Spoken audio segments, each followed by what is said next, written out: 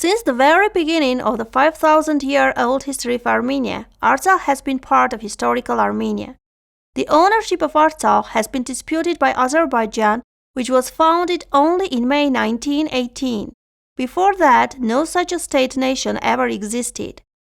Azerbaijan has created a fictional history and has nurtured its population and educated generations with it. But Azeris can get acquainted with the real history not only from the Armenian, but also from the Persian, Byzantine, Roman, Assyrian, and other sources written by eyewitnesses. They'd better try to find the name of their country in the maps created before 1918. They will not find it in any way. This is the area of 42,000 square meters of Armenia and Artsakh against the background of the map of our historical homeland until the fall war of 2020. By the way, this is only Metzhike, Greater Armenia, while there is also Armenia Minor, Armenian Mesopotamia, and Cilicia. This is the Ararat Kingdom of Van, which included Artsakh and Utik as the province of Urteche. This is Armenia according to the world map, where Artsakh and Utik are among the 15 states of Greater Armenia. By the way, when talking about the Artsakh issue, everyone seems to have forgotten about Utik and Paytakaran, which were part of historical Armenia and are now part of Azerbaijan. Utik stretched to the Kura River, which was the border with the elite state of Aghvank. After the fall of the Bakratuni kingdom in 1045, we did not have another united kingdom in the Armenian Highlands. There were Zacharians ruled Cilician Armenia, but we did not have a united Armenian kingdom. After the fall of the state, Armenia and Byzantine Asia Minor were occupied by the Seljuk Turks, who came from Central Asia. The Turks created the first Turkish state in this region, the Seljuk Sultanate of Iconium, in 1086, which allowed them to establish themselves in our region. Later, they destroyed the Byzantine Empire, began deporting, massacring, and assimilating the local population. Since the beginning of the 16th century, Ottoman Turkey and Safavid Persia fought for the territories of Armenia for more than 200 years and twice divided Armenia between themselves. In eastern Armenia, Artsakh, Syunik, and Sotk, Seven-Lake Basin, have always maintained their internal independence as they formed forts and fought for their independence with their own armed detachments. 5 malikdoms were established in Artsakh: Khachen, Varanda, Gulistan, Jarabert, Dizak, and in Syunik at the beginning of the 18th century, the liberation struggle was led by David Bek and Mkhitar Sparapet, commander. Russia, already powerful in the 18th century, turned its gaze to the Caucasus. The Black Sea Straits and the rich subsoil of the Caucasus were of interest for it. It looked upon the Caucasus as a gateway to the Middle East. In the 19th century, Russia went to war with Persia and Turkey. The wars against Turkey did not change the map of our region, because Russia was more interested in the territories of the Balkan Peninsula, and the wars against Persia were crowned with the victory of the Russians. Under the 1813 Treaty of Gulistan, Russia took possession of Shirak, Lori, Syunik, Artsakh, Eastern Transcaucasia, and Dagestan from Persia. By the way, in all the Russian-Turkish and Russian-Persian wars, the Armenians sided with Russia with a large participation in the wars, because they naively thought that the Christian Russians had come to liberate them from the Muslim Turks and Persians. During the Second Russian-Persian War in 1826 to 1828, Russia also occupied the regions of Yerevan, Nakhichevan, and it.But, and under the Treaty of Turkmenchai, the northern part of eastern Armenia, up to the Araks River, came under Russian rule, and the region to the south of the Araks remained with Persia. After conquering the Caucasus, Russia made an administrative division, not taking into account the ethnic dispersion of the territory. Part of the Armenian territories, Lori and Utik regions, were handed over to Tbilisi province, and the other part, Syunik, Artsakh, and eastern part of Utik, to Shamakhi province, which was later renamed to Baku province. It was these Russian administrative divisions that led our neighbors to consider those territories as their own. The funny thing is that only the state of Azerbaijan, created in May 1918, considers our Armenian historical territories as theirs.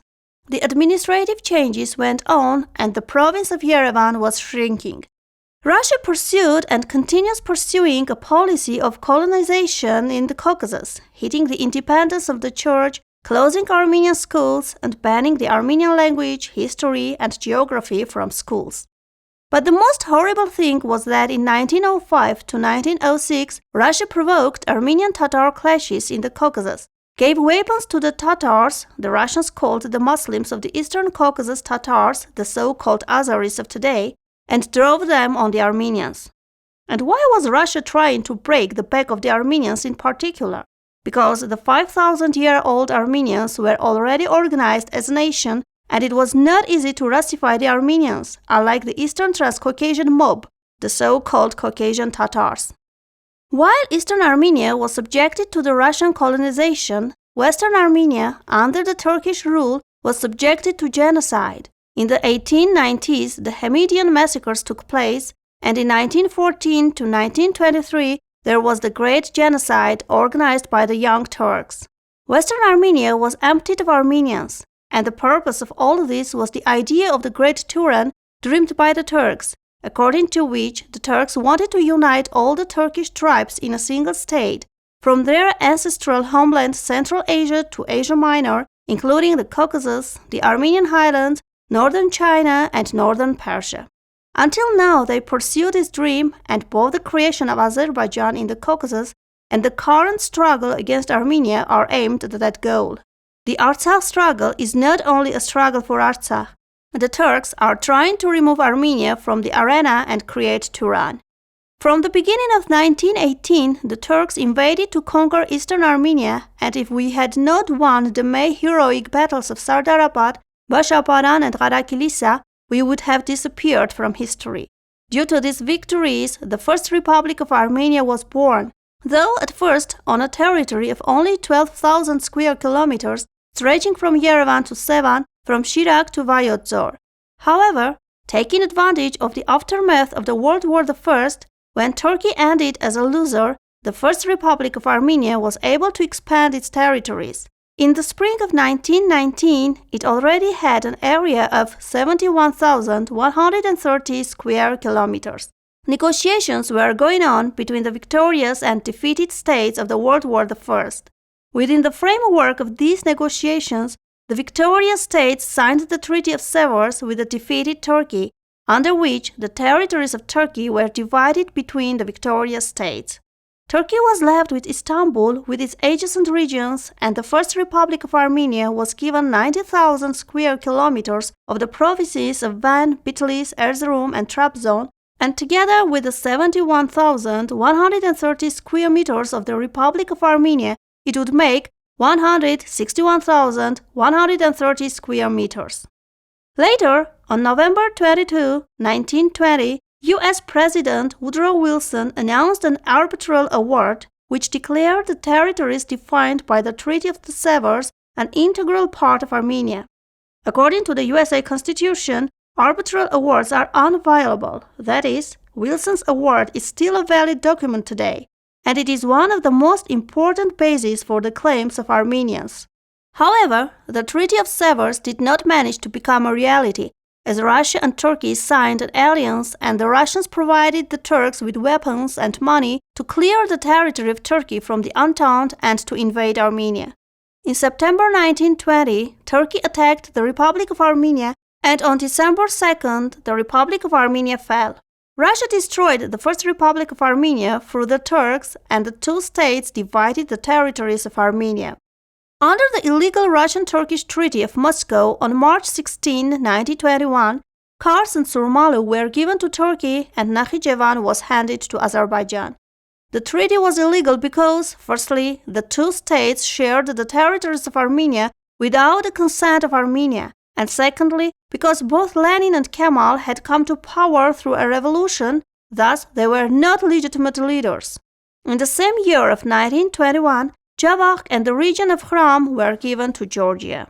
On June 12 and on July 4, 1921, a decision was made that Artsakh should be part of Armenia, as 95% of the population were Armenians. But due to the efforts of the Azerbaijani leader Narimanov, on July 5, Artsakh was ceded to Azerbaijan by the Stalin's decision at the meeting of the Caucasus Bureau of the Russian Communist Bolshevik Party, RCBP. What was the RCBP? A Russian Communist Workers' Party, that is, just a political party organization that had no authority to settle territorial disputes. And Stalin was not the head of state at that time. Therefore, in all respects, handing over Artsakh to Azerbaijan was illegal, but that decision became the cause of the ongoing conflict in Artsakh. Even more ridiculous is the fact that the negotiators have forgotten one important fact. On February 24, 1920, the League of Nations had formed a special commission to determine the borders of Armenia, Georgia, and Azerbaijan. And the commission had decided to solve the issue of borders according to the national dispersion of the population, and thus Artsakh and Gardmank were given to Armenia. On July 7, 1923, 2 years after handing over Artsakh to Azerbaijan, by the decision of the Russian Communist Bolshevik Party body, Azerbaijan, giving in to the protests of the Armenians, founded the Nagorno-Karabakh Autonomous Oblast, but on a territory of only 4,400 square kilometers, cutting it off from Soviet Armenia and leaving it as an island in part of Azerbaijan. It is not clear on what grounds Azerbaijan demands the handover of our liberated territories, as those territories appeared in its composition on the basis of the decision of 1923, when the NKAO was established on only 4,400 square kilometers of the huge territory of Artsakh. Another consideration is that the republics that were part of the USSR were not sovereign states, they were only USSR administrative units. Therefore, Nagorno-Karabakh was never a part of independent Azerbaijan, but it was a USSR administrative unit. The Artsakh movement began in 1988 when the Armenians of Artsakh stood up demanding to leave Azerbaijan and join Mother Armenia. Let's look at the posters. Karabakh is an inseparable part of Armenia. The dream of the people of Karabakh is reunification with Mother Armenia. In reply to the peaceful request of the Armenians, the Azeris, who had been called brothers for 70 years, committed the Sumgait crime 7 days later, which was followed by the massacres of all Armenian populated settlements in Azerbaijan. Peaceful struggle turned into war. As long as the Russians were helping the Azeris, the success was mainly on their side, and from the beginning of 1992, the time came for our victories. We liberated part of the territories adjacent to the Nagorno-Karabakh Autonomous Oblast.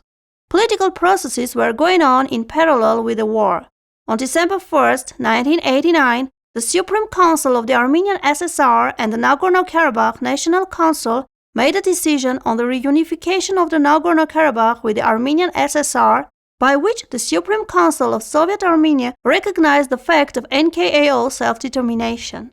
With that decision, the Republic Armenian citizenship rights were extended to the Republic of Nagorno-Karabakh population. The economic systems were merged. This decision was included in the fundamental document of our statehood, the Declaration of Independence of August 23, 1990. And through the declaration, it is indirectly enshrined in the preamble of the Republic of Armenia Constitution. During 1990 to 1991, the USSR collapsed and the republics became independent in turn. On August 13, 1991, Azerbaijan declared independence and decided to dissolve the NKAO. By the way, Azerbaijan declared that it was restoring the independence of Azerbaijan of 1918 to 1920. It should be noted that during that time, Artsakh did not belong to Azerbaijan in any way. Opposing the decision of Azerbaijan, on September 2, 1991, the Regional Council of NKAO and Shahumyan Regional Council declared the independence of Nagorno-Karabakh. Nagorno-Karabakh Autonomous Oblast was declared the Armenian Republic of Nagorno-Karabakh, leaving the USSR according to the USSR Constitution. On May 12, 1994, a ceasefire was signed between Armenia and NKR and Azerbaijan. In the future, history will evaluate this ceasefire to answer why the victorious Armenian army, which in an hour could have reached the Kura crater, when there were no fighters against the Armenian army, the settlements of the Azeris were empty and Azerbaijan had been asking for a ceasefire for months, signed a ceasefire, and we allowed the enemy to stand up and to start a new war. As though the ceasefire was not enough, then Levon Ter-Petrosyan agreed to return the liberated territories to Azerbaijan. Robert Kocharian was negotiating over the Madrid Principles, and Serge Sarkisyan was agreeing to the Kazan document. All the three documents mentioned the return of the so-called occupied territories. There was a document on the negotiating table which contained three principles of international law. First, peaceful settlement of disputes. Second, the right of nations to self-determination. Third, the principle of territorial integrity of states and inviolability of borders. And the 6 points were as follows. First, handing over the liberated territories surrounding the former NKAO to Azerbaijan. Second, granting an interim status for Nagorno-Karabakh. Third, a corridor connecting the Republic of Armenia to Nagorno-Karabakh. 4. Further defining the final legal status of Nagorno-Karabakh through a referendum. 5th, the right to return to their former places of residence for internally displaced persons and refugees. And 6th, deployment of peacekeepers. These agreements were very beneficial for Azerbaijan, as based on them it turns out we had agreed to hand over the liberated territories and leave Artsakh to Azerbaijan as an island within the borders of the former Nagorno-Karabakh Autonomous Oblast. After the implementation of the very first point, the further points were endangered. If the liberated territories of Artsakh were handed over, the borders would be closer to the settlements. A few shots in the direction of the villages would be enough for people to take their families and to leave the border villages. Syunik too would become, and it actually became, surrounded by Nakhichevan and Azerbaijan. The Armenians would appear, and actually they appeared, in the Turanian pincers. The other negotiating points were also in favor of Azerbaijan. They would never be implemented because what is the interim status and when it should be given, nothing was clearly stated about this. Closing the narrow Lechin corridor on both sides was a matter of an hour for Azerbaijan. Return of the refugees. Our people would not go to Baku and Kirovabat for security reasons, and they will fill the villages of Artsakh with their homeless people. But let us not forget that between 1988 and 1990, 500,000 to 700,000 Armenians left the territory of Azerbaijan from Sumgait, Baku, Ganzak, Kirovabat, Shamkor, Nakhichevan, and all the other Armenian and Armenian-populated areas. Referendum. If it was ever held, the Azeris would have won because they would have populated and spawned, and the Armenians would have emigrated. Deployment of peacekeepers. This was Russia's dream to send troops to Artsakh and take over Artsakh. It had already colonized Armenia, and it would take Azerbaijan under his control, giving Artsakh as a gift or sacrifice to Azerbaijan, as it was doing in the 1990s and as it did in 2020. On September 27, 2020, Azerbaijan launched a war against Artsakh and Armenia with the participation of Turkey and involving mercenary terrorists. During the war, Azerbaijan and Turkey violated all the norms of international law, used terrorists, used phosphorus and cluster bombs against civilians, cruelly treated prisoners of war and civilians, crossed the border of the sovereign country of Armenia. During the 44-day war, Azerbaijan occupied the southern parts of Artsakh, Varanda, Vizuli, Jaragan, Jabrail, Hadrut, which never belonged to Azerbaijan, up to Shushi. By a trilateral statement on November 9th, Azerbaijan was also given the Armenian historical Karvajar, Kelbajar, Akhna, Aghdam, Khashatagh, north of Martakert. During the following months, Azerbaijan deployed troops to Syunik and Geghar-Kunik regions of Armenia, claiming the territories of the Republic of Armenia. They did not fulfill the agreement and did not return the Armenian captives. After November 9th, they occupied the villages of Khatsabert and Hintagher, which had remained under Armenian control as of November 9th. The road envisaged by the last point of the November 9th statement, which was to connect Nakhichevan to the newly occupied regions of Azerbaijan, began to be called a corridor, and they demanded a territory from Armenia. As this video aims at presenting a brief historical overview of Artsakh, I will not make political analysis. They may be acceptable or unacceptable, but the historical facts are not changeable. The fact of Artsakh being Armenian is indisputable by historical facts and legal documents, by thousands of several thousand-year-old Armenian historical architectural monuments, churches, hojkards, tombs, registers, and the millennial existence of Armenia. It happens in history when a nation occupies the homeland of another nation, but it never becomes a homeland for the usurper. It will not bring joy to the usurper. The land has a memory and will wait for its true owner.